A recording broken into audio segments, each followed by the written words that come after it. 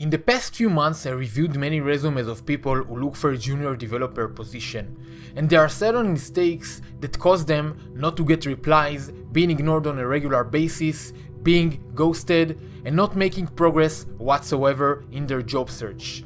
And by the way, I've wasted a lot of time myself landing my first software development position, and it was no fun. If you want to save yourself valuable time and avoid those mistakes, click the like button and keep watching this video, and by the end of it, I will also give you something for free that will help you today with your job search, so make sure you stick till the end. And if you are not sure if I'm qualified to give you this advice, so basically my background is I'm a self-taught developer since I was 13 years old. Now I'm a lead mobile developer at a startup I'm working for. I started as employee number 6, now we are like 20 plus people, which is amazing. And if you don't want to watch the whole video, that's okay, just watch the first point because that alone can save you months and months of job searching.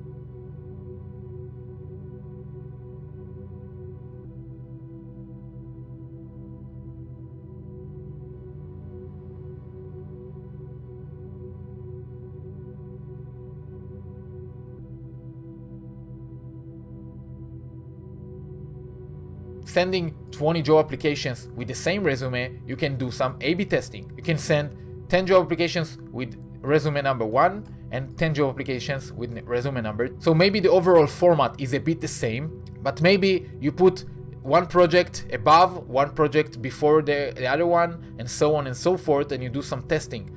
Okay, when you do testing, you want to make sure that you do major changes, not just changing one word or two words, okay? You want to make sure that you change maybe a few descriptions, maybe positions, maybe where you send your resume. Maybe resume number 1 you send using mainly job listings, maybe LinkedIn Jobs, Indeed, Glassdoor, all these websites, and maybe resume number 2 you send only via mail, and you see what's working and what's not. So then in the next week, you come, again, you take a look at this 10, 20, 30, and you see your data, what came back, what was working, what wasn't working, and you double down on that. And just to emphasize the point, it might not be a major change, but what you want to make sure that it's a change that is going to make a major effect. So for example, the website you send your resume with can be a huge factor. So if you send 2 resumes and one you send with LinkedIn Jobs, the other you send with Indeed, this is a major change.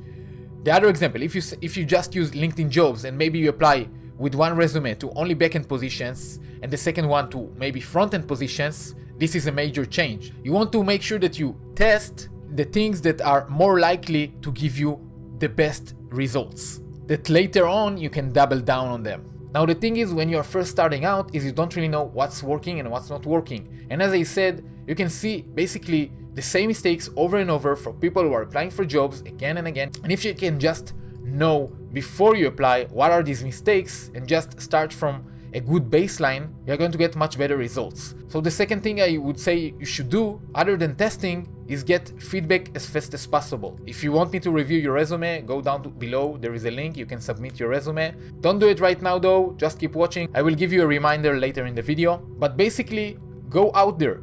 So you write your resume, your initial draft or whatever, you write it down, maybe it's the second one, whatever, you write it down, you take your resume and you ask for feedback. Go to Facebook groups, go to Discord groups, go to Reddit, CS career questions, engineering resume, Go to LinkedIn, post your resume, okay? There are many ways you can get feedback. The number one reasons that you might not want to get this feedback is because it's scary, you know, like people judge you, people take a look at your resume, they give you the feedback and it might not feel good, but this is the way to actually improve, okay? You want to get feedback, you are going to suck at first, okay?